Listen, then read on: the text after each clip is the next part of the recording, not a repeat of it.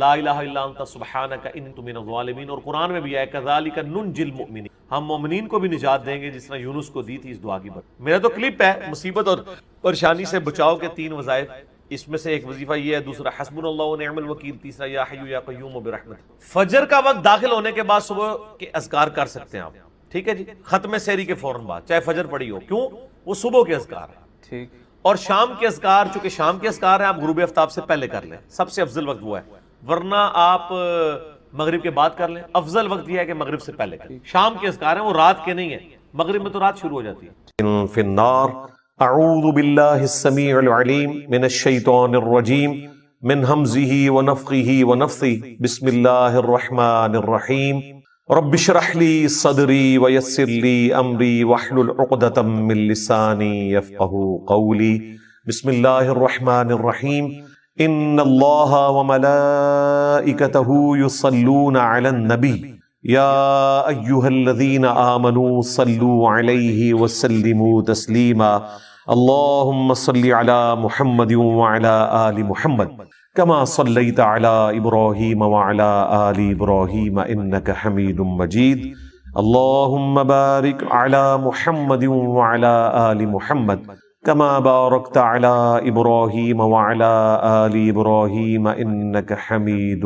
مجید، اللہم ربنا آتنا فی الدنیا حسنہ وفی الآخرة حسنة وقنا عذاب النار، ربنا آتنا من لدنک رحمہ وہیئ لنا من امرنا رشدا، لا الہ الا انت سبحانک انی کنت من الظالمین، حسبنا اللہ ونعم الوکیل، یا حی یا قیوم برحمتک استغیث، ولا حول ولا قوة الا باللہ العلی العظیم، آمین۔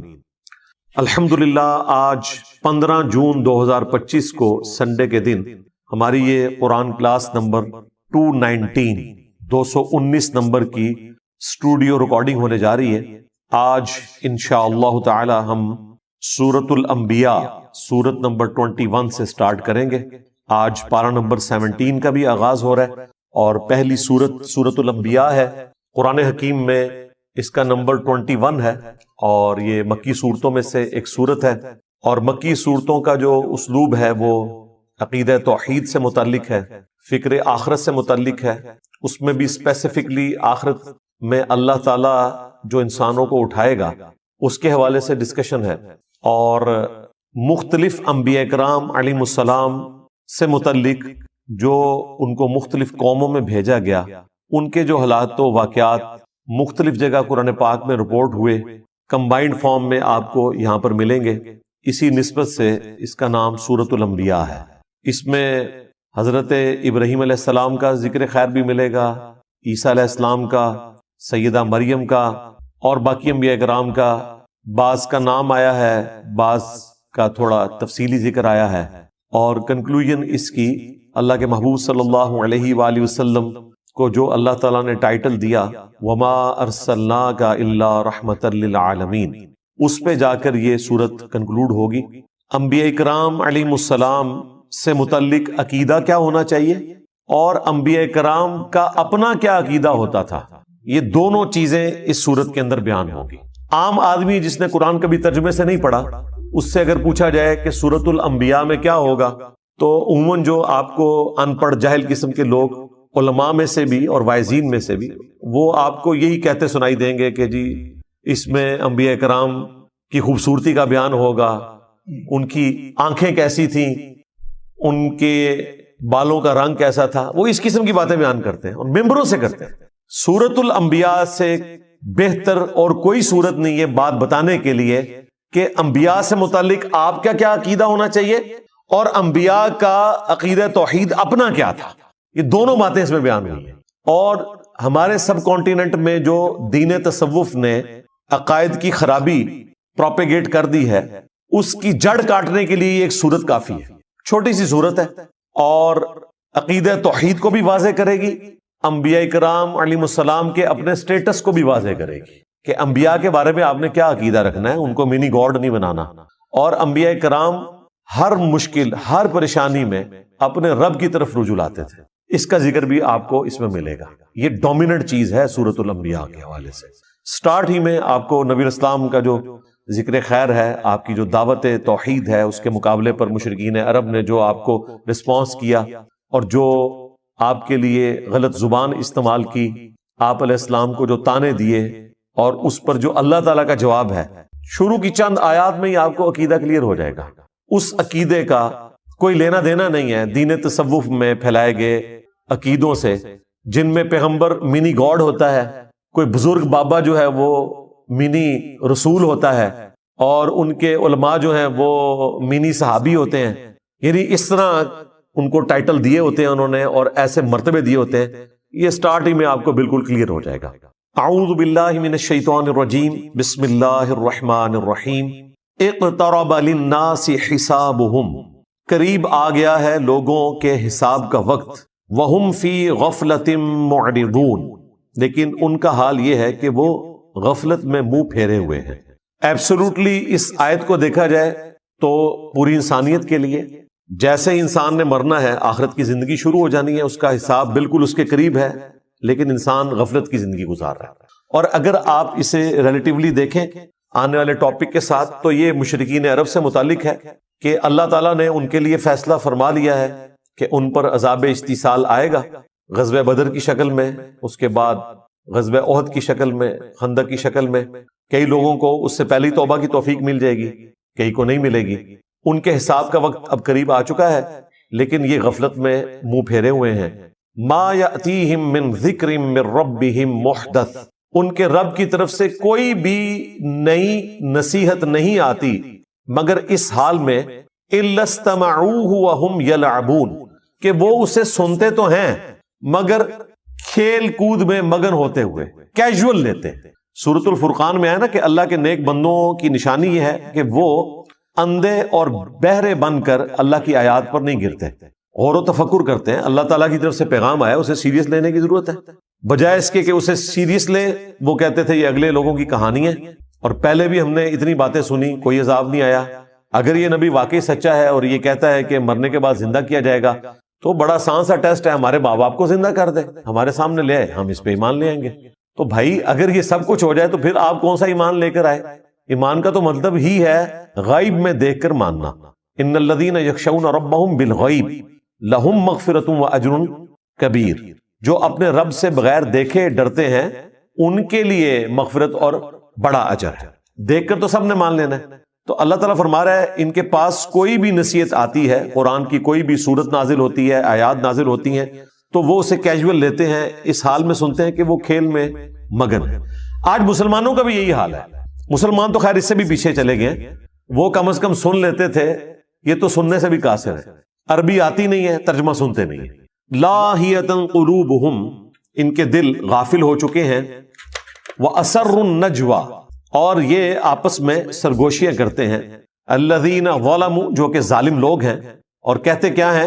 هل هذا الا بشر مثلکم، یہ تو نہیں مگر تمہارے جیسا ہی ایک انسان. یعنی نبی اسلام کے بارے میں وہ کہتے ہیں یہ تمہارے جیسے ہی ایک انسان ہے، اس نے جو دعوی پیغمبری کیا ہے اس میں اور ہم میں کوئی فرق نہیں. نعوذ باللہ. افتأتون السحر وانتم تبصرون، کیا تم پیروی کرو گے اس جادو کی جس کو تم اپنی آنکھوں سے دیکھ رہے ہو کہ یہ جادو کر رہا ہے، اس میں کوئی حقیقت نہیں ہے، تو آنکھوں سے دیکھنے کے باوجود تم اس سحر کی پیروی کرنا شروع کر دو گے. وَلِعَوْذُ بِاللَّهِ تَعَالَى. یہ نبی اسلام کے لیے وہ غلط کلمات استعمال کرتے تھے. اس کے بعد بھی کافی ساری چیزیں آئیں گی، لیکن اس میں غور طرف بات یہ ہے کہ ان کی بات سچ ہے لیکن اس کا اینگل انہوں نے غلط دیا ہوا ہے. یہ بات تو سچ ہے کہ نبی اسلام بھی انسان ہی تھے. سورہ بنی اسرائیل میں آیا کہ اگر زمین پر فرشتے آباد ہوتے تو ہم فرشتوں میں سے پیغمبر بھیجتے. اب چونکہ انسان آباد ہیں تو انسانوں میں سے پیغمبر آئے گا. بات سچ ہے، لیکن بظاہر تو یہ ہماری طرح کے انسان ہیں، اس میں کوئی شک نہیں ہے. سب سے بڑا فرق اس حوالے سے جو وہ ایمفسائز نہیں کرتے تھے وہ یہ تھا کہ ان پر اللہ کی طرف سے وحی آتی ہے، اور وہ ایسا کلام لے کر آئے ہیں عربیوں میں کہ عربی بھی ششدر رہ گئے قرآن کے اس اعجاز کو دیکھ کر. اسی وجہ سے جو لوگ حق سے غافل تھے انہوں نے یہ کہنا شروع کر دیا گویا کہ نبی اسلام جادو کر دیتے ہیں لوگوں کے اوپر. جو بھی سنتا ہے وہ آپ پر ایمان لے آتا ہے اگر وہ سلیم الفطرت ہوا. اگر بےایمانی پہ اترا ہوا ہے تو اس کے لیے قرآن میں کوئی ہدایت نہیں، سیدھی سی بات ہے۔ قرآن میں ہدایت اس کے لیے جو واقعی ہدایت قبول کرنا چاہے۔ صحیح مسلم میں جو دماد نامی ایک عامل کا ذکر ملتا ہے، اردو میں ہم زماد کہتے ہیں، عربی میں دماد ضاد کے ساتھ، وہ جھاڑ پھونک کا کام کرتا تھا۔ صحیح مسلم شریف میں آتا ہے کہ وہ جب مکے میں آیا تو کچھ لوگوں نے اس سے کہا کہ اس طرح ہمارے ایک بڑے ڈائنامک انسان تھے، بڑی اچھی پرسنالٹی محمد صلی اللہ علیہ وآلہ وسلم کی، اور کچھ عرصے سے انہوں نے یہ باتیں کرنا شروع کر دی ہیں، ہمیں لگتا ہے کہ وہ غار ہرا میں جو گئے تھے وہاں پر ان کے اوپر کوئی آسیب کا سایہ ہو گیا، تو تم علاج کرنا جانتے ہو تو تم ان کا علاج کرو، کوئی جادو ہو گیا ان کے اوپر یا آسیب آ گیا۔ صحیح مسلم کے الفاظ ہیں کہ وہ نبی اسلام کے پاس آیا تو اس نے کہا کہ اے محمد، اگر آپ چاہیں تو میں آپ کا علاج کر سکتا ہوں، آپ بتائیں کہ آپ کیا دعوت رکھتے ہیں، میں آپ کی بات سننا چاہتا ہوں تاکہ میں جج کروں۔ تو نبی اسلام نے ابھی قرآن تلاوت نہیں کیا، آپ نے صرف خطبے کے سٹارٹ کے الفاظ اس کے سامنے تلاوت کیے۔ ان الحمد للہ نحمده ونستعینه ونستغفره ونعوذ باللہ من شرور انفسنا ومن سیئات اعمالنا۔ یہ خطبہ جو میں سٹارٹ میں پڑھتا ہوں، اس نے کہا کہ ایک دفعہ مجھے دوبارہ سنائیں۔ دوبارہ سنا تو اس نے کہا میں گواہی دیتا ہوں کہ آپ اللہ کے رسول ہیں۔ یہ کلام ایسا کلام ہے ہی نہیں ہے، ابھی قرآن نہیں پڑھا تھا، صرف خطبے کے الفاظ، اور ظاہر اس میں تو دعوت تھی نا، آپ نے گاڈ اورینٹڈ ہونا ہے۔ ساحروں کی گفتگو اس قسم کی تو نہیں ہوتی، شاعروں کی گفتگو اس قسم کی تو نہیں ہوتی، وہ تو خوابوں کی دنیا میں رہتے ہیں، وہ تو عشق مجازی کا شکار ہوئے رہتے ہیں۔ یہ تو گاڈ اورینٹڈ چیز، اور وہ بھی اتنی پروفیشن کے ساتھ، وہ ایمان لے آیا۔ اب اس فیلڈ کے ایکسپرٹ نے اسلام قبول کر لیا۔ ہونا تو چاہیے تھا جن لوگوں نے بھیجا تھا وہ سارے بھی مسلمان ہوتے، کیونکہ جس بندے کے اوپر ان کا تکیہ تھا وہ ایمان لے آیا، لیکن وہی ہوا جس طرح جادوگر ایمان لے آئے، فرعون نہیں ایمان لے کر آیا، حالانکہ فرعون کو ایمان لانا چاہیے تھا کہ اس کے اپنے جادوگر مان گئے کہ یہ جادو نہیں ہے۔ یہاں پر بھی کافروں کو مان لینا چاہیے تھا کہ زماد نے جب یہ بات کہہ دی تو پھر یقیناً نبی علیہ السلام ایک غیر معمولی انسان ہے، لیکن چونکہ وہ حق قبول نہیں کرنا چاہتے تھے، اللہ تعالیٰ نے ان کو ہدایت نہیں دی، تو پھر ان کے پاس بہانہ یہ ہوتا تھا کہ یہ جادو ہے، اگلے لوگوں کی کہانیاں ہیں۔ اب اس کے جواب میں نبی علیہ السلام نے اللہ کے حضور عرض کی، قال ربی یعلم القول فی السماء والارض۔ نبی علیہ السلام نے کہا کہ میرا رب خوب جانتا ہے جو بات کہی جاتی ہے آسمان میں اور زمین میں، وہو السمیع العلیم، اور وہی سننے والا ہے، سب کچھ جاننے والا ہے۔ یعنی نبی علیہ السلام نے اپنے غم کی فریاد اپنے رب کے حضور رکھی، اور مشرکین عرب سے کہا کہ یہ جو کچھ تم باتیں کر رہے ہو نا میرے بارے میں، میرا رب خوب جانتا ہے، اسے تو پتا ہے کہ میں اللہ کا پیغمبر ہوں، ہر چیز سے وہ واقف ہے۔ بل قالوا اضغاث احلام، بلکہ وہ یہ بھی کہنا شروع ہو گئے کہ یہ پریشان خواب ہیں، بل افتراہ، بلکہ یہ خود سے انہوں نے گھڑ لیا ہے، بل ہوا شاعر، نہیں بلکہ یہ شاعر ہے، خود بھی ایک بات کے اوپر قائم نہیں ہے۔ دیکھیں، اگر کسی شخص کو یہ پتا چل گیا کہ یہ سامنے والا بندہ کیا ہے تو وہ بار بار اپنا بیان تو نہیں بدلتا۔ تم نے ساحر کہا، چیپٹر کلوز کرو، نہیں تسلی نہیں ہوئی کیونکہ جھوٹ کہا ہوا تھا نا۔ کسی کو یہ لولی پاپ دے دیا کہ ان کو خواب آتے رہتے ہیں، وہ یہ بیان کرتے ہیں۔ بعض جگہ پہ آیا کہ یہ اساطیر الاولین ہے، اگلے لوگوں کی کہانیاں بیان کرتے ہیں۔ اچھا، بعض لوگوں کو انہوں نے کہا کہ انہوں نے اللہ پر جھوٹ باندھ دیا، اور بعض کو کہا کہ یہ شاعر ہے۔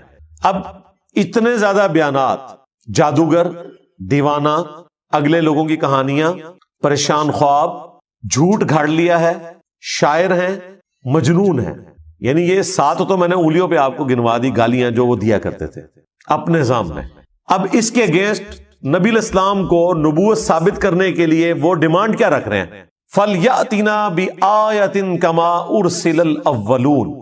اگر واقعی یہ پیغمبر ہے نا تو یہ اس طرح کے معجزات کیوں نہیں لے کر آتا جو معجزات اگلے لوگوں کو، اگلے پیغمبروں کو دیے گئے تھے۔ یعنی یہ ہمیں خود ہی بتاتا ہے کہ موسیٰ علیہ السلام کے پاس عصا کا معجزہ تھا، وہ اژدہا بن جاتا تھا، عیسیٰ علیہ السلام مردوں کو زندہ کر دیتے تھے، تو اس قسم کا کوئی معجزہ یہ ہمیں بھی کر کے دکھائے، ہم مان لیں گے۔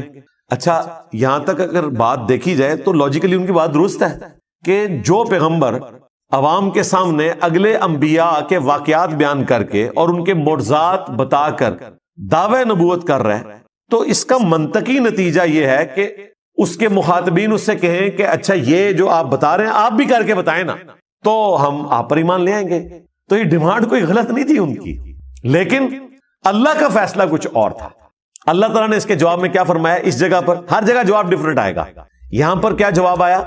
ما آمنت قبلہم من قریۃ اہلکناہا، ان سے پہلے جو بستیاں ہلاک کر دی گئیں ان کے رہنے والے بھی ایمان نہیں لے کر آئے تھے.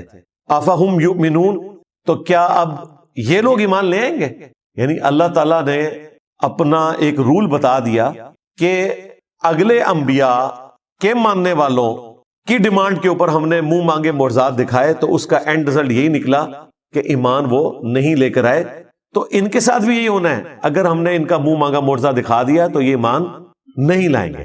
لیکن اس کے بعد رزلٹ کیا نکلے گا؟ وہ سورہ بنی اسرائیل میں اللہ تعالیٰ نے جب 9 معجزات کا ذکر کیا جو نبی علیہ السلام سے وہ ڈیمانڈ کرتے تھے، انہوں نے ایک پوری لسٹ ان کو پیش کی تھی کہ آپ آسمان پر چڑھ کر بتائیں، ہمارے سامنے چڑھے اور ہمارے سامنے آپ کتاب لے کر اترے، ہم مان لیں گے. آپ کا کوئی باغ ہو جس میں آپ نہریں رواں کر دیں، آپ کا سونے کا کوئی گھر ہو، اس قسم کی وہ ڈیمانڈ کرتے تھے. اس کے جواب میں اللہ تعالیٰ نے فرمایا کہ تم فرماؤ کہ میں بشر ہوں، رسول ہوں، میرا کام دعوت حق پیش کرنا ہے. یہ معجزات اللہ کے پاس ہے. اور پھر کئی جگہ پر قرآن پاک میں اس بات کا جواب اللہ تعالیٰ نے اس طریقے سے دیا کہ اگر ہم ان کو منہ مانگا معجزہ دکھا دیں گے پھر ان کے لیے وقت مقرر کر دیا جائے گا، پھر یہ توبہ نہیں کر سکتے.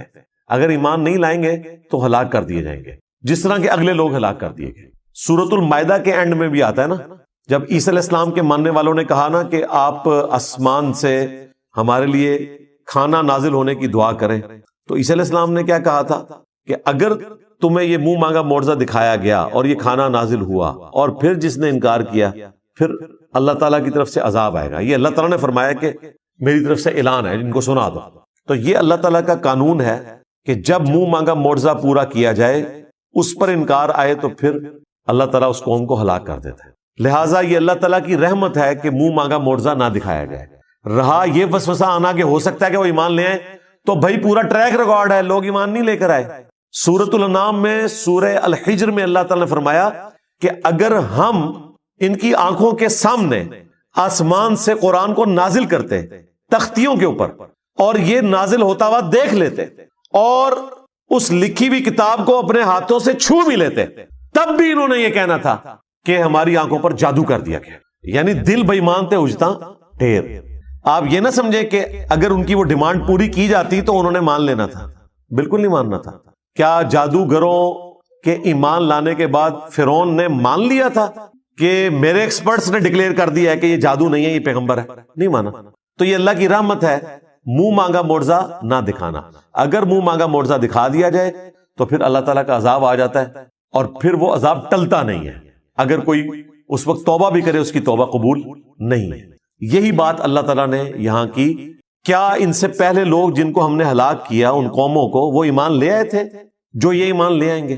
اب اس سے یہ بھی پتا چل گیا کہ نبی علیہ السلام کو اللہ تعالیٰ نے کافروں کو دکھانے کی خاطر اس قسم کا کوئی معجزہ نہیں دیا جو کافر ڈیمانڈ کیا کرتے تھے. لہٰذا یہ دعویٰ کرنا کہ عبد القادر جیلانی نے مردہ زندہ کیا اور اس میں یہ رنگ بھرنا کہ چونکہ حضرت عیسیٰ علیہ السلام نے مردہ زندہ کیا تھا تو اس امت کے اولیاء جو ہیں وہ بنی اسرائیل کے پیغمبروں کی طرح ہیں، یہ کوئی آیت حدیث نہیں ہے.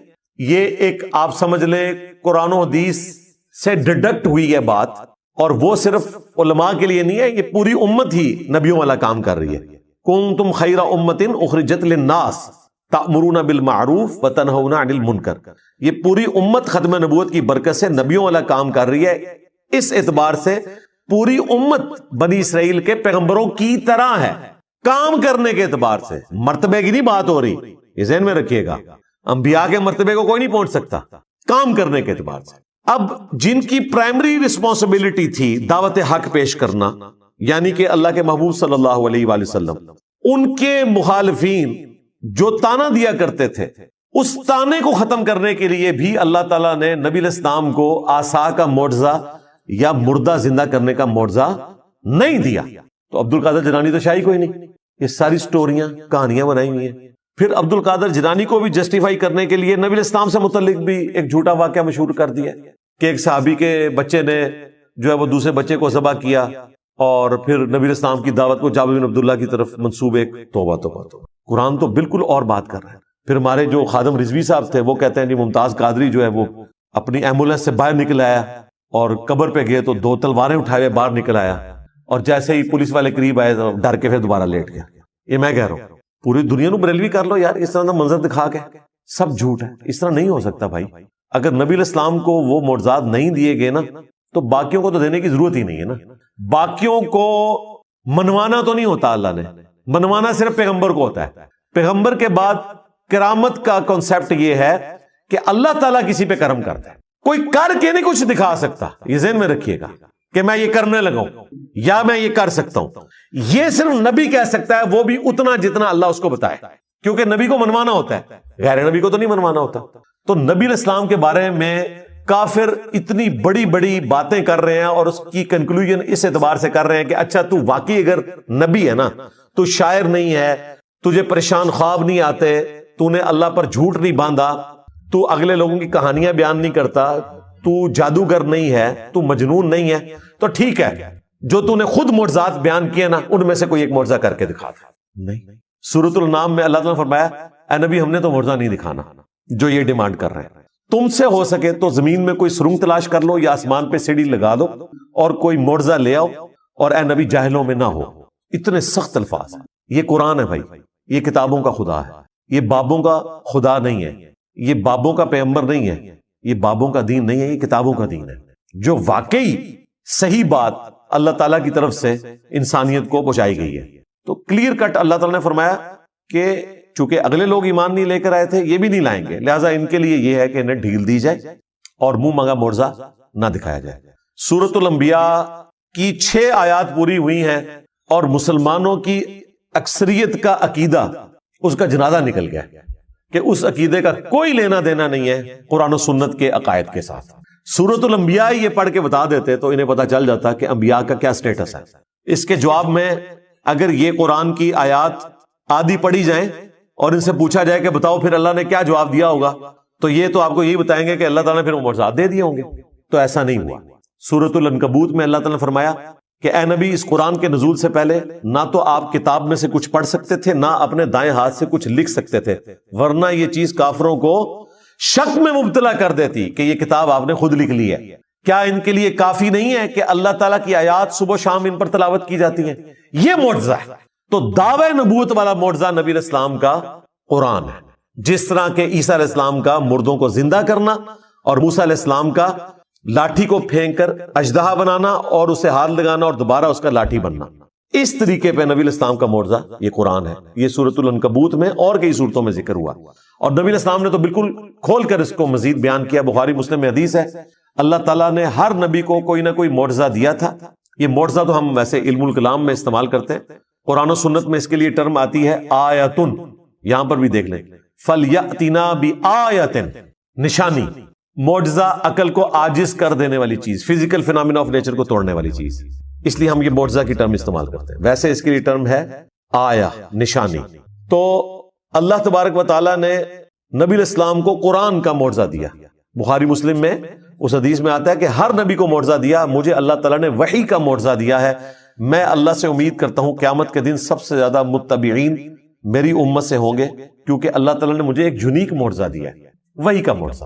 اور وہ بخاری مسلم میں آتا ہے کہ جنتیوں کا نصف امت محمدیہ سے ہے صلی اللہ علیہ وآلہ وسلم، کیونکہ معجزہ سب سے بڑا ہے. لاجیکلی اس سے بیسٹ کوئی آپشن ہو نہیں سکتا تھا. ختم نبوت کے بعد اگر انسانی ہسٹری نے ہزاروں سال تک چلنا ہے اور کسی پیغمبر نے نہیں آنا اور اس آخری پیغمبر نے قیامت تک کے لیے پیغمبر ہونا ہے، تو اس کا لازمی نتیجہ ہے کہ اس کا معجزہ بھی پھر قیامت تک زندہ رہے. یہ ختم نبوت کا تقاضا تھا اور وہی اللہ نے کیا کہ اس کتاب کو محفوظ کر دیا. انا نحن نزلنا الذکر وانا له لحافظون، بے شک اس ذکر اللہ کی یاد دہانی کروانے والی کتاب کو ہم نے نازل کیا، ہم ہی اس کی حفاظت کرنے والے. اگلی کتابوں کی حفاظت اس لیے نہیں ہوئی کہ کتابیں بدلتی تھی تو نیا پیغمبر آ جاتا تھا اور بتا دیتا تھا کہ یہ گڑبڑ ہو گئی ہے، یہ ٹیمپر ہو گیا. اب چونکہ پیغمبر نے نہیں آنا، ختم نبوت ہو چکی ہے. اب بھی اگر کتاب بدل جاتی تو ہم سارے جنتی ہو جاتے. ہمارے پاس سب سے بڑا بہانہ آ جاتا کہ یا اللہ ہمارے پاس تو پیغمبر بھی کوئی نہیں، اور پیغمبر جو کتاب چھوڑ کر گئے تھے وہ تبدیل ہوگی. ہم کہاں سے ہدایت حاصل کرتے ہیں؟ اس لیے اللہ تعالیٰ نے اس کتاب کو محفوظ کیا. یہ قیامت تک کے لیے نبی اسلام کا معجزہ ہے. 2 خصوصیات ہیں رسول اللہ کی ایسی جو آپ کو ممتاز کرتی ہیں باقی انبیاء سے. ویسے تو بہت ساری ہیں, یہ ڈومیننٹ. ایک آپ علیہ السلام کا معجزہ کتاب کی شکل میں ہے, اگلے انبیاء والا معجزہ نہیں ہے. ویسے آپ کے معجزات بخاری مسلم میں رپورٹ ہوئے, کبھی مبارک انگلیوں سے پانی کے چشمے جاری ہوئے, لیکن وہ صرف صحابہ کے اندر ان کے ایمان میں اضافے کے لیے. یہ کبھی نہیں ہوا کہ آپ نے کافروں کو کہا ہو کہ یہ دیکھو میں اپنی انگلیوں سے پانی کے چشمے جاری کرنے لگا ہوں. میں آپ کو دعوے سے کہتا ہوں کہ یہ اتنا بڑا معجزہ تھا کہ شاید چند لوگوں کی قسمت بدل جاتی, لیکن اللہ نے کہا کہ ان کی مرضی کا میں نے معجزہ بتانا ہے, ان کے سامنے نہیں ہوگا. ہاں, یہ جتنے معجزات آئے ہیں یہ مسلمانوں کے سامنے ہوئے ہیں. مسلم شریف میں آیا کہ 2 درخت اپنی جڑوں سے اکھڑے نبی علیہ السلام کے اشارہ کرنے پہ, اور وہ مل گئے. نبی علیہ السلام رفع حاجت کے لیے اس کے پیچھے گئے اور پھر دوبارہ سے وہ اپنی جگہ پر چلے گئے. صحیح بخاری میں آیا کہ عبداللہ ابن مسعود کہتے ہیں ہم حضور کے ساتھ بعض اوقات کھانا کھاتے تھے تو لقمے میں سے اللہ کی تسبیح کی آواز آتی تھی. اسی طریقے سے صحیح بخاری میں آیا نبی علیہ السلام کو ملنے کے لیے اصحاب آئے, آپ نے ان کو ایک لاٹھی دی جو ٹارچ کی طرح روشن ہو گئی, اور جب وہ ایسی پگڈنڈی پر پہنچے جہاں سے راستہ مختلف تھا تو اس کے پھر 2 حصے ہو گئے, آدھی روشنی ان کے ساتھ چل پڑی, آدھی ان کے ساتھ. تو اس طرح کے معجزات نبی السلام کی مبارک زندگی میں صحابہ کے ساتھ بھی ہوئے ہیں, لیکن وہ صحابہ کی کرامت نہیں ہے, نبی السلام کا معجزہ ہے. صحیح بخاری میں آیا کہ ایک صحابی جن کو کافروں نے قید کر دیا تھا, ان کے لیے انگوروں کا ایک خوشہ آ گیا اور وہ کھا رہے تھے, اور جن لوگوں نے قید کیا وہ ایک دم پریشان ہو گئے. اللہ تعالیٰ کی طرف سے غیبی مدد آئی. صحیح بخاری میں آتا ہے ایک صحابی کو جب بے دردی سے شہید کیا گیا, ان کی لاش کی حفاظت کے لیے بہت زیادہ بھیڑیں آ گئیں, مکھیاں, شاید کی مکھیاں یا دوسری, اور ان کی لاش کی بے حرمتی نہیں ہونے دی. دوسری طرف حضرت حمزہ کی لاش کی بے حرمتی ہوگی. تو اللہ تعالیٰ جب چاہتا ہے اس طرح کی چیزیں دکھاتا ہے. نبی الاسلام کی مبارک زندگی میں جو صحابہ کرام کے ساتھ اس قسم کے واقعات ہیں نا, وہ نبی الاسلام کے معجزات ہیں. آپ کے دنیا سے جانے کے بعد صرف معجزہ یا کرامت یہ ہے کہ کوئی شخص دعا کرے اور اللہ تعالیٰ اس کی دعا قبول کر لے, اور وہ بھی فزیکل فینومینا کے اندر. یہ ذہن میں رکھیے گا. جس طرح دلائل النبوہ امام بیہقی کی کتاب میں آتا ہے کہ انس ابن مالک کے کسان نے کہا کہ اس دفعہ بارشیں نہیں ہوئی ہیں, لگتا ہے کہ ہم قحط کا شکار ہوں گے. تو انہوں نے اپنی زمین میں کھڑے ہو کر دعا کی, اور تھوڑی دیر بعد جب واپس آئے تو کسان سے کہا کہ چیک کرو بارش ہوئی ہے کہ نہیں. تو وہ گیا تو بارش شروع ہوگی صرف ان کی زمین کے اوپر. تو یہ فزیکل فینومینا آف نیچر ہے نا, بارش ہونا فزیکل فینومینا ہے. صرف دعا قبول ہوئی کہ اللہ تعالیٰ نے بادل بھیج دیے. تو کر کے دکھانا اس طرح کی کوئی کرامت نہیں. یہ تخت بلقیس کا واقعہ بھی ہم بھی اسے سمجھانے کے لیے کبھی کبھار کرامت کہہ دیتے ہیں, ایکچولی وہ کرامت کوئی نہیں ہے, وہ تو دعویٰ ہے. وہ اسی طریقے سے ہے جس طرح میں دعویٰ کروں کہ میں آپ کو بلٹ ٹرین میں 1 گھنٹے کے اندر اندر یہاں سے کراچی بھجوا سکتا ہوں اگر بلٹ ٹرین ہو, اور میں اسے پورا کر دوں. تو ظاہر ہے یہ ایک فزیکل علم ہے. ہاں, بغیر کسی ریسورس کے, بغیر کسی علم کے کوئی شخص خام خواہ دعویٰ کرتا رہے تو وہ پاسبل نہیں ہے. کرامت اور معجزہ دعویٰ کر کے نہیں ہوتا. معجزہ تو کسی حد میں ہو سکتا ہے کہ جہاں اللہ تعالیٰ اجازت دے نبی کو, اور وہ بھی جتنی اجازت دے. موسیٰ علیہ السلام کو صرف یہ پتا تھا کہ اس لاٹھی نے اژدہا بننا ہے, یہ نہیں پتا تھا کہ لاٹھی میں پانی میں ماروں تو راستہ بن جائے گا. وہ عین اس وقت وہی آئی تو پتا چلا کہ اچھا یہ کام بھی یہ لاٹھی کر سکتی ہے. اور پہلی دفعہ جب یہ ہوا تھا موسیٰ علیہ السلام تو ڈر کے خود بھاگ گئے تھے, قرآن میں آتا ہے. خود تو انہوں نے کیا نہیں تھا ورنہ بھاگتے تو نا. تو معجزہ بھی صرف اس حد تک ہے کہ اللہ تبارک و تعالیٰ کسی نبی کو دے اور اسے اجازت دے, تب, ادروائز خود سے کوئی نہیں کر کے دکھا سکتا. تو نبی الاسلام کے جتنے فزیکل فینومینا آف نیچر کو توڑنے والے معجزات ہیں یہ سب کے سب مسلمانوں سے متعلق ہے. ایک نشانی ایسی ہے جو بالکل سٹارٹ میں آئی, وہ چاند کا 2 ٹکڑے ہونا تھا, دیٹس آل. باقی جتنے فزیکل فینومینا آف نیچر کو توڑنے والے معجزات ہیں وہ صحابہ کرام کے درمیان ہیں. آپ کی دعا کی برکت سے 10 بندوں کا کھانا 300 بندوں نے کھا لیا اور اتنا ہی رہا, بخاری مسلم میں آتا ہے. یہ بس صحابہ کرام میں رہا, کافروں کے لیے نہیں. تو نبی الاسلام کی 2 خصوصیات کیا ہیں؟ آپ کا معجزہ اگلے انبیاء والا نہیں, دعوی نبوت والا قرآن ہے, چونکہ آپ کی نبوت قیامت تک کے لیے. اور دوسری خصوصیت, اگلے انبیاء کا انکار کرنے پر اللہ کی طرف سے آسمان سے عذاب آتا تھا, چنگھاڑ کی شکل میں, پتھروں کی بارش کی شکل میں, سمندر میں غرق ہونے کی شکل میں, وبائی امراض کی شکل میں. لیکن نبی الاسلام کے کیس میں اس طرح کا کوئی عذاب نہیں آیا. اگر آیا تو قتال کی شکل میں آیا, جو قرآن میں سورہ توبہ میں آیا کہ ہم مسلمانوں کے ہاتھوں سے ان کو عذاب دیں گے. تھوڑی بہت آزمائشیں آئیں قحط سالی کی شکل میں, بخاری میں آتا ہے, اور نبی الاسلام سے وہ دعا بھی کرواتے تھے. لیکن جو بڑے لیول کا عذاب ہے وہ قتال کی شکل میں اللہ تعالیٰ نے صحابہ کرام کی تلوار کو مسلط کیا. یعنی قرآن اور قتال یہ نبی علیہ السلام کی دو خصوصیات ہیں ایکویلنٹ ٹو اگلے انبیاء کے. وہاں پر اللہ کی طرف سے عذاب استیصال آتا تھا اور فزیکل فنامنا آف نیچر کو توڑنے والے معجزات دیے جاتے تھے. نبی علیہ السلام کو عذاب استیصال قتال کی شکل میں دیا گیا مخالفین کے اوپر، اور قرآن کی شکل میں قیامت تک کے لیے معجزہ دیا گیا. آج عیسیٰ علیہ السلام کا معجزہ کوئی دکھا نہیں سکتا، نہ اس کی کوئی ویڈیو موجود ہے. موسیٰ علیہ السلام کے معجزے کی ویڈیو موجود نہیں ہے. ہم ان معجزات کو برحق سمجھتے ہیں قرآن کے کہنے کے اوپر.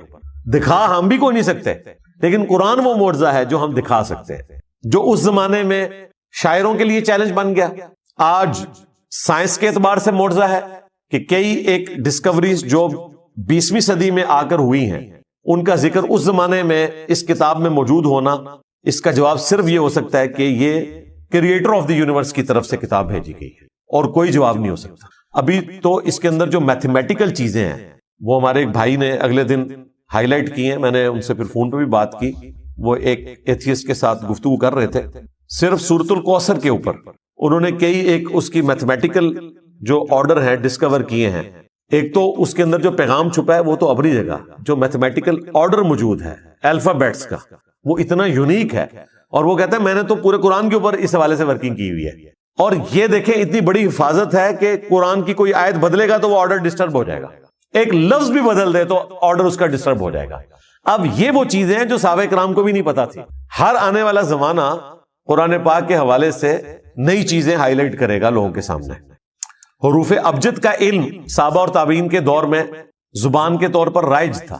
یہ تعویذات جو لکھتے ہیں انہوں نے تو اس علم کو ہی بدنام کر دیا نا، ورنہ یہ پیرلل میں ایک لینگویج ہے جس میں آپ اعداد کو جمع کر کے ایک پوری گنتی ہے. جس طرح محمد کے 92 بنتے ہیں، اللہ کے 66 بنتے ہیں، بسم اللہ الرحمن الرحیم کے 786 بنتے ہیں. ان ڈیجٹس کو یوز کر کے بھی قرآن پاک کے حوالے سے کئی ساری چیزیں ملتی ہیں جو آج لوگوں نے اس کے اوپر ایکسپیریمنٹس پرفارم کیے ہیں. اس طریقے سے قرآن حکیم کا اعجاز کہ اس کی صورتیں جوڑوں کی شکل میں نازل ہوئیں، یہ چیزیں تو ابھی آ کے لوگوں نے ایکسپلور کی نا. حمید الدین فرائی صاحب سے پہلے تو یہ چیز کسی نے ہائی لائٹ نہیں کی تھی. مولانا مودودی رحمہ اللہ نے کئی چیزوں کی ویلیو ایڈیشن کی، کئی ایسی چیزیں انہوں نے ہائی لائٹ کی جو پہلے لوگوں نے ہائی لائٹ نہیں کی ہوئی تھی.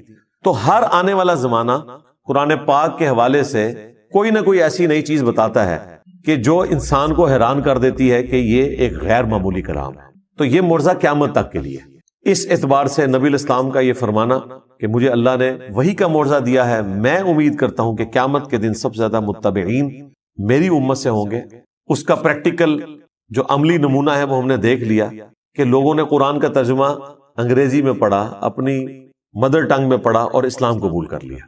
نبی الاسلام کو دنیا سے گئے ہوئے 1400 سال سے زیادہ گزر چکے ہیں. قرآن کی دعوت الحمدللہ اسی طریقے سے شد و مد کے ساتھ جاری ہے.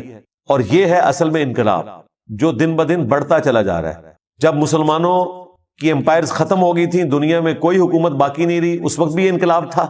آج اللہ تعالیٰ نے 58 اسلامک کنٹریز ہمیں دے دیے، انقلاب آج بھی اسی طریقے سے. کل کوئی ملک ختم بھی ہو جائے، نبی الاسلام کا انقلاب گلی گلی اسی طریقے سے پوری دنیا میں جاری ہے. یہ ہے لیگیسی، جو لیگیسی کسی اور شخص نے نہیں چھوڑی. وَمَا أَرْسَلْنَا قَبْلَكَ إِلَّا رِجَالًا نُوحِي إِلَيْهِمْ، اور ہم نے آپ صلی اللہ علیہ وآلہ وسلم سے پہلے کوئی بھی پیغمبر نہیں بھیجا مگر یہ کہ وہ مرد ہی تھا اور اس کی طرف ہم نے وہی بھیجی.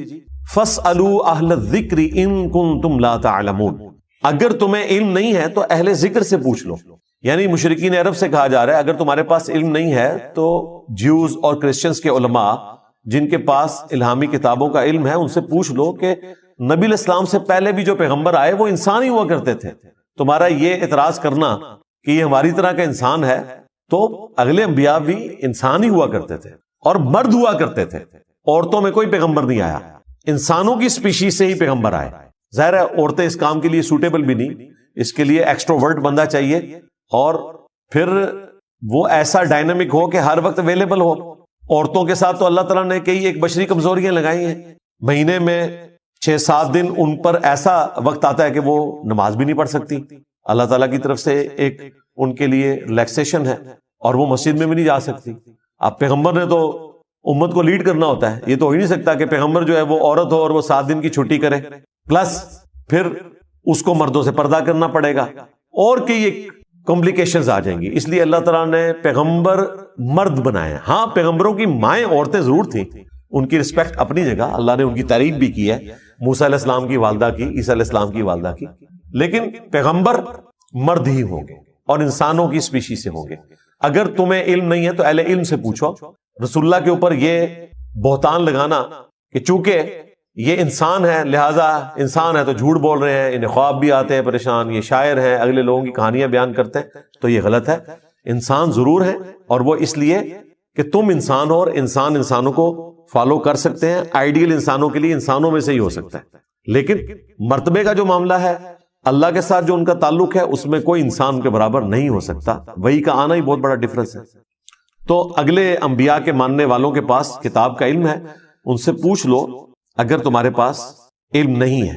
اب یہ مشہور آیت کا حصہ ہے جو اکثر لوگ پیش کرتے ہیں, فَاسْأَلُوا أَهْلَ الذِّكْرِ إِن كُنتُمْ لَا تَعْلَمُونَ, اور پھر تختہ مشق مجھے بنانا شروع کر دیتے ہیں. کہتے ہیں جی دیکھیں جی انجینئر صاحب سے آپ کی پوچھتے ہیں, اہل ذکر سے پوچھیں. اور بھائی انجینئر صاحب بھی اہل ذکر سے ہی پوچھتے ہیں. میں نے قرآن کا ترجمہ لکھ کر آپ کے حوالے نہیں کیا, ہم آپ کو آپ کے مولویوں کا ترجمہ پڑھنے کا کہتے ہیں, لیکن آپ کے مولوی اگر اپنا ترجمہ لکھ کے اس پہ عمل نہیں کر رہے تو آپ ان سے جا کے پوچھیں. اور ترجمے کی حد تک تو ٹھیک ہے, تفسیر میں 1000 کے قریب آیات قرآن پاک کی سائنٹیفک فیکٹس اور فزیکل فینومینا آف نیچر کے اوپر ہیں, اور مولوی کو تو سائنس کی الف بے بھی نہیں آتی. مولوی تو آپ کو بتا رہے ہیں زمین ساکن ہے, اور اس کو قرآن سے ثابت کر رہے ہیں, یعنی قرآن کو جھوٹا ثابت کرنے کی کوشش کر رہے ہیں. قرآن جو زمین ساکن کہتا ہے تو اس سے مراد یہ ہے کہ اس کو رہنے کے قابل بچھونا بنایا ہے. کل فی فلک یسبحون, یہ نہیں ان کو نظر آتا کہ تمام اجرام فلکی جو ہے وہ اس کائنات میں تیر رہے ہیں, گھوم بھی رہے ہیں اور ریوالو بھی کر رہے ہیں, روٹیٹ بھی کر رہے ہیں, ریوالو بھی کر رہے ہیں, اپنے محور کے گرد بھی اور دوسرے آبجیکٹس کے گرد. اب تو کہکشاؤں کا بھی پتہ چلا ہے کہ وہ بھی پوری کہکشائیں بھی گھوم رہی ہیں, وہ بھی اپنی ٹریولنگ کے اوپر ہیں.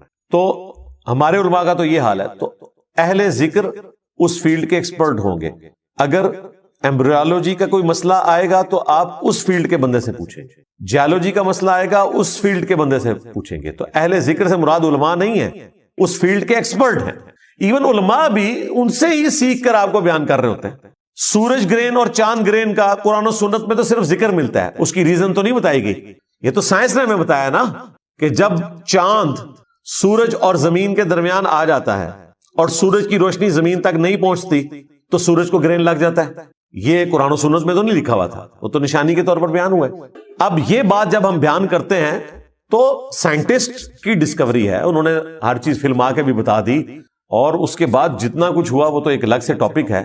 کس طریقے سے آئنسٹائن نے اپنی آفس کی چیئر پہ بیٹھ کے جو میتھمیٹیکل ایکویشنز ڈرائیو کی, آج 100 سال کے بعد فزیکلی ہمیں وہ چیزیں پتہ چل رہی ہیں جو اس بندے نے اس وقت کائنات میں اللہ تعالیٰ کی ہینڈ رائٹنگ یعنی میتھمیٹکس کے ذریعے کیا کچھ دریافت کر لیا تھا, دیکھا نہیں تھا, پریڈکٹ کر دیا تھا کہ ایسا ہوگا. تو یہ اللہ تعالیٰ نے اپنا علم اپنے بندوں کو سکھایا ہے. تو اہل ذکر فزکس کی فیلڈ کے اندر آئنسٹائن, نیوٹن, یہ لوگ ہیں, اسٹیفن ہاکنگ, یہ لوگ ہیں. وہاں کوئی مفتی اعظم سعودیہ یا مفتی اعظم پاکستان تو نہیں ہوگا. تو اہل ذکر ہر جگہ موجود ہے. اس میں پھر وہ اپنے اماموں کو بھی داخل کرنا شروع کر دیتے ہیں کہ جی اماموں سے پوچھیں گے. جہاں جی پوچھ لیں, اماموں کو واٹس ایپ کریں اور ان سے پوچھیں کہ ویڈیو کیمرہ حلال ہے یا حرام. تو امام تو پہلے آپ سے پوچھیں گے کہ ویڈیو کیمرہ ہوتا کیا ہے, انہیں تو یہ پہلے بتانا پڑے گا. جن کو ہم بتا رہے ہیں کہ یہ ہوتا ہے انہوں نے ہمیں مسئلہ کہاں سے بتانا ہے. ہم ان کے کسی فوت شدہ امام سے واٹس ایپ کے ذریعے اگر رابطہ کرنے میں کامیاب ہو جائیں اور اس سے پوچھیں کہ کینگرو حلال ہے یا حرام, تو وہ تو ہم سے یہ پوچھے گا بھی کینگرو کسے کہتے ہیں. تو جس نے ہم سے پوچھنا ہے تو پھر ہم ہی کیوں نہ بتا دیں. تو یہ اجتہاد کا دروازہ قیامت تک کے لیے کھلا ہوا ہے. اماموں سے آپ نے یہ پوچھنا ہے کہ اللہ رسول نے کیا بتایا صلی اللہ علیہ وآلہ وسلم. ان سے یہ نہیں پوچھنا کہ آپ کا خیال کیا ہے. اپنا خیال صرف وہ اس حد تک دے سکتے ہیں جہاں قرآن و سنت میں کوئی واضح گائیڈ لائنز نہیں ہیں, اور وہ بھی ان کے زمانے سے متعلق. آج کے زمانے سے متعلق جو چیزیں ہیں وہ آج کے لوگ آپ کو بتائیں گے. یار جب فقہ حنفی کے علماء یہ لکھیں کہ آپ نے روزے کی حالت میں زیادہ پھیل کے نہیں بیٹھنا, سمٹ کے بیٹھنا ہے, ورنہ استنجا کرتے ہوئے پانی معدے تک پہنچ جائے گا اور روزے کے ٹوٹ جانے کا خدشہ ہے.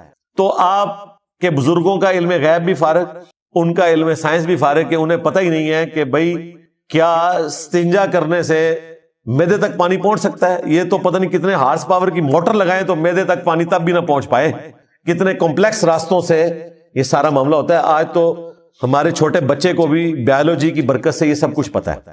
اور بزرگ کیا لکھتے رہے خود سے ہی, یہ خود ہم نے بابا جانی سے سنا ہے کہ جی پانی اگر آپ کھڑے ہو کر پیئیں گے تو پانی ڈائریکٹ جا کے مثانے پہ اٹیک کرتا ہے, مثانے پہ گرتا ہے, اس کی وجہ سے قطروں کی بیماری شروع ہو جاتی ہے.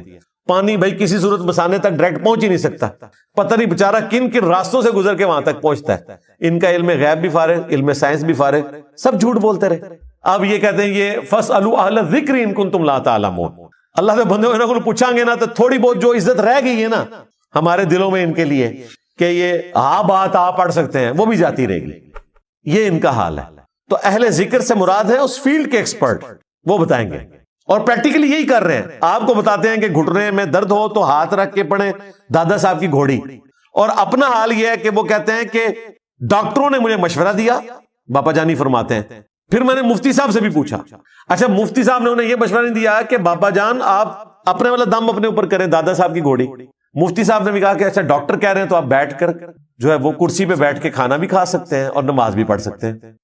اس کا مطلب ہے کہ غوث وقت تو پھر ڈاکٹر ہوئے جن کے پاس ڈگری کوئی نہیں ہے, اس فیلڈ کے اندر وہ غوث وقت ہے. پھر آپ کو یہ صحیح بات بتائیں گے کہ اپنی اپنی فیلڈ کے اندر ہر بندہ جس فیلڈ کا ایکسپرٹ ہے وہ آپ کو بتائے گا. بالکل ہم بھی یہی کہتے ہیں, لیکن وہ بتائے ایمانداری کے ساتھ. ڈاکٹر تو پھر بھی ایمانداری سے بتاتے ہیں نا. سر درد کے لیے آپ جائیں تو سارے ڈاکٹرز آپ کو پیناڈول بتاتے ہیں. آج تک ایسا نہیں ہوا کہ آپ کو سر درد ہو اور کوئی بندہ کہے کہ میں نے آپ کا دایاں پاؤں کاٹ دینا ہے یا یہ بائیں ہاتھ کی چھوٹی انگلی کاٹنی ہے تو سر درد آرام آ جائے گا. سارے ایک ہی بات کرتے ہیں, لیکن مولوی ایک بات نہیں کرتا. ایک کہتا ہے کہ اگر امام کے پیچھے سورہ فاتحہ پڑھو گے تو تمہارے منہ میں انگارہ رکھ دیا جائے, اس سے بہتر ہے. دوسرا کہتا ہے فاتحہ نہیں پڑھو گے تو نماز نہیں ہوگی. یعنی ایک پیناڈول کی گولی بتا رہا ہے آپ کو, دوسرا کہہ رہا ہے تیرا پاؤں کاٹوں گا. ہم کہتے ہیں کہ اسے امام مانو جس کی قبر مدینے میں صلی اللہ علیہ وآلہ وسلم. تو اہل ذکر سے مراد اہل علم ہے, بشرطے کہ وہ قرآن و سنت کی روشنی میں آپ کو بات بتائیں اور وہ بات سٹرونگ بھی ہو. رہا اجتہاد تو اس میں آپ کے پاس اللہ تعالیٰ نے یہ ایک خوبصورتی والا معاملہ امت کے لیے رکھا ہے کہ جو رائے آپ کو بہتر لگے آپ عمل کر سکتے ہیں, اس کے اوپر آپ کے اوپر کوئی گرفت نہیں ہوگی. وَمَا جَعَلْنَاهُمْ جَسَدًا لَا يَأْكُلُونَ الطَّعَامَ, اور ہم نے ان انبیاء کے جسم ایسے نہیں بنائے تھے کہ وہ کھانا نہ کھاتے ہوں. وَمَا كَانُوا خَالِدِينَ, اور نہ ہم نے ان کو ایسا بنایا تھا کہ وہ ہمیشہ دنیا میں رہتے. لو جی یہ 8ویں آیت آئی ہے اور عقیدہ بالکل کنکلوڈ ہو گیا. اللہ تعالیٰ فرما رہا ہے کہ کوئی نبی ہم نے ایسا نہیں بنایا کہ جس کا جسم کھانے کا محتاج نہ ہو, اور کوئی نبی ایسا نہیں بنایا کہ جو دنیا میں ہمیشہ زندہ رہے. اگر انبیاء کا یہ سٹیٹس ہے تو باب تشائی کو آپ کو کہتے ہیں جی بابا دھنکا جو ہے وہ 21 سال تک بغیر کھائے پیے زندہ رہا. آپ دیکھیں بابا دھنکا, اس کا جسم اللہ نے ایسا بنایا کہ وہ 21 سال تک کوئی چیز کھا پی نہیں رہا. اور اللہ تعالیٰ انبیاء کے بارے میں کہہ رہا ہے کہ ہم نے کوئی نبی ایسا دنیا میں نہیں بھیجا کہ جس کا جسم ایسا بنایا ہو کہ وہ کھانے سے آزاد ہو, کھانا کھائے گا اور نہ وہ ہمیشہ دنیا میں رہنے والے تھے, موت بھی آئے گی. اب مجھے بتائیں کتابوں کا دین لینا ہے یا بابوں کا دین لینا ہے؟ کتابوں کا دین تو یہ عیسیٰ ابن مریم کے بارے میں تو کلیئر کٹ آیا نا کہ عیسیٰ اور ان کی ماں کھانا کھایا کرتے تھے. ایسوں کو پوجتے ہو جو نہ تمہارے نقصان کے مالک ہیں نہ نفع کے. پوجنے کی بھی نفی آئی اور نفع نقصان دینے کی بھی نفی آئی. یہاں تو تمام انبیاء کا ذکر آ گیا. کوئی نبی بھی نہیں ہم نے بھیجا ایسا کہ جس کا جسم کھانے کا محتاج نہ ہو, یا وہ ایسا ہو اس کا جسم کہ وہ پوری زندگی قیامت تک زندہ رہے. نہیں, دنیا سے سب چلے گئے. اس کے بعد پھر یہ کہنا کہ جی یہ بزرگ فوت نہیں ہوتے, پردہ فرما جاتے ہیں. بھئی پردہ فرما جاتے ہیں تو زندہ آدمی تو اپنی شلوار تو نہیں اتارنے دیتا, تو ان بزرگوں کی شلواریں کیوں اتارتے ہو غسل دینے کے لیے؟ بابا جی کو کہا کرو اٹھو تو غسل کرو, سیدھی سی بات ہے. زندہ آدمی اپنی تہمت اتارنے دیتا ہے؟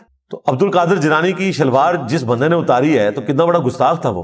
اس کا کام تھا کہ وہ کہتا کہ حضرت آپ تو پیر روشن ضمیر ہیں, آپ نے قیامت تک کے لیے زندہ رہنا ہے, آپ نے تو پردہ فرمایا, تو چپ کر کے اپنی عزت بچاؤ تو آپ جا کے غسل کرو. شلوار بھی ان کی اتاری, قمیض بھی اتاری, غسل دیا. ٹھیک ہے جی, اور وہ بالکل سنت کے مطابق غسل دیا. وہ تو نبی اسلام کا خاصہ ہے نا. مولا علی نے کہا کہ میں نے جب نبی اسلام کے پیٹ مبارک پہ ہاتھ پھیرا تو اللہ کے نبی جو ہیں وہ دنیا میں بھی پاک تھے اور وفات کے بعد بھی پاک ہی تھے. آپ کے جسم سے کوئی فضلہ وغیرہ نہیں نکلا, ہر بندے کا نکلتا ہے. اور نبی الاسلام کے کپڑے بھی نہیں اتارے گئے غسل دینے کے لیے. صحابہ کرام کو اونگ آئی, ابو داؤد ترمذی میں آتا ہے, اور اللہ تعالیٰ نے خواب میں انہیں دکھایا کہ نبی الاسلام کو ان کے کپڑوں سمیت غسل دو. یہ آپ کا پروٹوکول تھا. تو اس میں نے کہا تھا ہمارا امام وہ ہے کہ جسے کپڑوں سمیت غسل دیا گیا، اور تم ان اماموں کے ماننے والے ہو کہ جن کی شلواریں اتاری گئی. لوگ کہتے ہیں جی صاحب بڑی گستاخی کر دی. گستاخی کے سچ بولنا گستاخی ہے؟ یہ میں نے ان کا کوئی مذاق نہیں اڑایا، آپ کو ان کی اوقات بتائیے کیا ہے جن کے بارے میں آپ کہتے ہیں کہ یہ پردہ فرماتے ہیں، ان کو موت نہیں آتی ہے، یہ روحانی طور پر پردہ کر جاتے ہیں، یہ زندہ ہیں ایکچولی. تو زندہ بندہ تو بھائی یہ کام نہیں کرتا. اور نہ ایسا ہوتا ہے کہ اس کے مرنے کے بعد اس کی بیوی کسی اور کے ساتھ شادی کر لے. ان سارے زندوں کی بیویوں نے دوسری شادیاں کی ہوئی ہیں. صحابہ کرام کے کئی شہداء ہیں، ان کی بیویوں نے دوسری تیسری شادیاں کی ہیں. صحیح بخاری میں آتا ہے جعفر بن ابی طالب جو حضرت علی کے بھائی تھے نجاشی کے دربار میں، جنہوں نے سورہ مریم پڑھی تھی، وہ غزوہ موتہ میں شہید ہوئے. جعفر طیار رضی اللہ تعالیٰ عنہ کی بیوی تھی اسما بنت امیس رضی اللہ تعالیٰ عنہما وعلیہم السلام. ان سے شادی کی حضرت ابوبکر نے، ان سے محمد بن ابی بکر پیدا ہوئے. جب حضرت ابوبکر فوت ہوئے حضرت علی نے شادی کر لی اور محمد بن ابی بکر کی پرورش بھی کی، اور اپنے جو بھتیجے تھے حضرت جعفر کے بیٹے عبداللہ بن جعفر، ان کی بھی تربیت کی. حالانکہ حضرت جعفر طیار شہید ہوئے تھے. شہید کی بیوہ کو تو پھر زندہ ہونے کی وجہ سے نکاح نہیں کرنا چاہیے. وہ زندگی اور ہے، یہ زندگی اور ہے. تو ان چیزوں سے باہر نکلیں. قرآن بالکل کوئی اور دین پیش کر رہا ہے، اور انہوں نے آپ کو بالکل کوئی اور دین بتایا جس دین کا کوئی لینا دینا نہیں ہے قرآن و سنت میں بیان کیے ہوئے دین کے ساتھ. قرآن و سنت تو بالکل واضح ہے. تو ہمارا امام وہ ہے جس کی قبر مدینے میں ہے صلی اللہ علیہ وآلہ وسلم. ان کا سٹیٹس بھی، باقی انبیاء کا سٹیٹس بھی اللہ تعالیٰ نے بیان کر دیا کہ وہ کھانا کھانے کے بھی محتاج تھے، اور وہ ہمیشہ اس دنیا میں رہے بھی نہیں. دنیا سے چلے گئے، جتنا عرصہ رہے کھا پی کر گزارا کیا. کوئی اس قسم کا معجزہ نہیں دکھایا کہ بغیر کھائے پیے زندہ رہے ہوں. بابوں کے بارے میں کہنا جی 12 سال جنگلوں کے پتے کھاتے رہے. یار یہ کس آیت عزیز میں لکھا ہوا ہے کہ آپ پتے کھائیں جنگلوں کے؟ ٹھیک ہے اگر آپ کو جنگل میں قید کر دیا جائے وہ ایک علیحدہ بات ہے. جس طرح شعب ابی طالب میں صحابہ کرام کو قید کیا گیا تو بعض اوقات مجبوراً انہیں درختوں کے پتے کھا کر اپنی جان بچانی پڑی. بھئی تمہیں تو مسئلہ ہی کوئی نہیں، اللہ کے بندو وظیفے لگے ہوئے ہیں، بنو عباس کی حکومت ہے، اس کے باوجود عبد القادر جیلانی جو ہے 12 سال جا کے پتے کھا رہے ہیں. ہو سکتا ہے انہوں نے نہ کھائے ہوں، یہ باندھ کے مروا رہے ہیں ان کو. ہم کہیں گے اگر انہوں نے یہ کام کیا تو بھائی وہ تو پھر جانوروں والی زندگی گزاری ہے. انسان کی تو یہ زندگی نہیں ہوتی کہ اس کو کھانا اویلیبل ہو جا کے پتے کھانا شروع کرتے ہیں. کسی حدیث میں نہیں آیا کہ نبی علیہ السلام کو کھانے کے لیے کوئی چیز اویلیبل تھی تو آپ نے نہ وہ خود کھائی نہ صحابہ کو کھانے دی اور جنگلوں میں جا کے پتے کھانے شروع کر دیے. یہ کون سا دین ہے؟ اور باب دھنکے کے بارے میں بھی جو انہوں نے مشہور کیا ہے، میں نے اس وقت بھی بات کی تو میری ویڈیو کے نیچے ایک بندے نے آگے کومنٹس کیے، ہم نے اس کے کومنٹس پھر پن کر دیے تھے انڈرسٹینڈ اسلام چینل کے اوپر. اس بندے نے کہا کہ میں تو اس کے علاقے کا رہنے والوں، یہ رات کے اوقات میں چائے پیتا تھا، سارے چیزیں کرتا تھا، لوگوں کے سامنے کچھ کھاتا پیتا نہیں تھا. وہ کہتا میں نے اسے خود کھاتے پیتے ہوئے دیکھا ہے، لیکن آج کوئی ماننے کے لیے تیار نہیں ہے. یہاں جیلم سے لوگ جایا کرتے تھے باب دھنکے کے مزار پہ. بے نظیر نے سڑک بنوا دی تھی، اتنی پڑھی لکھی خاتون، اور توم پرستی ان لوگوں کی دیکھ لی. نواز شریف صاحب بھی جاتے تھے. آپ لوگ صرف عمران خان صاحب کی بات نہ کریں کہ وہ کسی پیرنی کے پیچھے ہیں، یہ سارے ہی پیروں اور پیرنیوں کے پیچھے ہی لگے رہتے ہیں. اللہ تعالیٰ ان کو ہدایت دے جی، ان کی جو ڈگری ہیں وہ کسی کام آئے، اپنے آپ کو یہ سیدھے راستے کے اوپر چلائیں اور اپنے ماننے والوں کو بھی سیدھے راستے پہ چلنے کی ترغیب دیں. اللہ تعالیٰ سے دعا ہے جو حق بات میں نے کہی اللہ تعالیٰ ہمارے دلوں میں راسخ فرمائے. اگر جذبات میں میرے منہ سے کوئی غلط بات نکل گئی تو اللہ تعالیٰ ہمارے دلوں سے اسے دھو ڈالے، ہمیں معاف بھی فرما دے. کتاب و سنت کی تعلیمات پر عمل کر کے دوسرے بھائیوں تک پہنچانے کی توفیق عطا فرمائے. سبحانک اللہم و بحمدک اشہد ان لا الہ الا انت استغفرک و اتوب الیک.